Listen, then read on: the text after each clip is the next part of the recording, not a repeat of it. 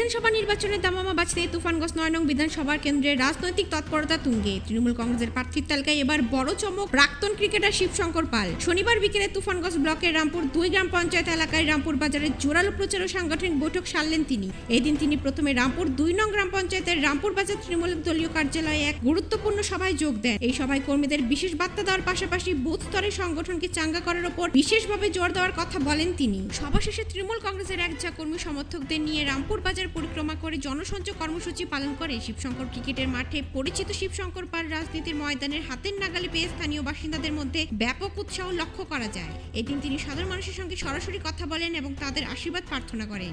তিনি সংবাদ মাধ্যমের মুখোমুখি হয়ে নিজের লক্ষ্য পরিষ্কার করে দেন তৃণমূল প্রার্থী শিবশঙ্কর পাল বলেন, মানুষ যদি আমাকে আশীর্বাদ করেন এবং আমি ভোটে জিতে যদি বিধায়ক হই, তবে আমার প্রধান কাজ হবে বহু প্রতীক্ষিত জাল ধোয়া ব্রিজ নির্মাণ করা। তুফানগঞ্জ ২ ব্লকের সঙ্গে অসম ভুটানের দ্রুততম যোগাযোগের একমাত্র ভরসা এই সেতু। বিগত বিধানসভা ও লোকসভা নির্বাচনে বিজেপি আশ্বাস দিল কাজের কাজ কিছুই হয়নি। আমি কথা দিচ্ছি, সাধারণ মানুষের দীর্ঘদিনের এই দাবি মেটানোই হবে আমার প্রধান অগ্রাধিকার।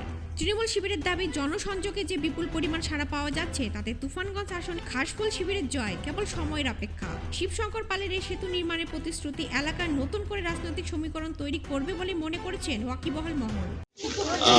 নতুন আমি পার্টিতে জয়েন করেছি।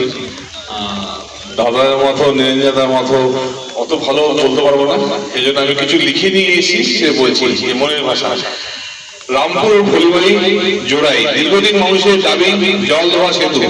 আমি জয়লাভ করার পর প্রথম কাজ হয় আমার মমতা ব্যানার্জি এবং অভিষেক ব্যানার্জিকে দিয়ে এই সেতু কাজ করার।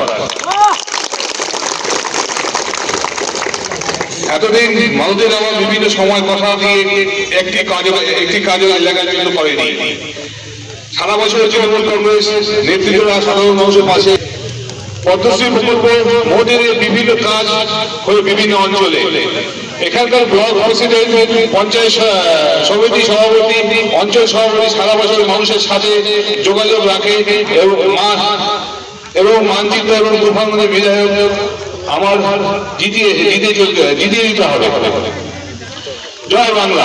আমি মাঠের ছেলে, খেলা হবে বলে আমি শেষ করছি।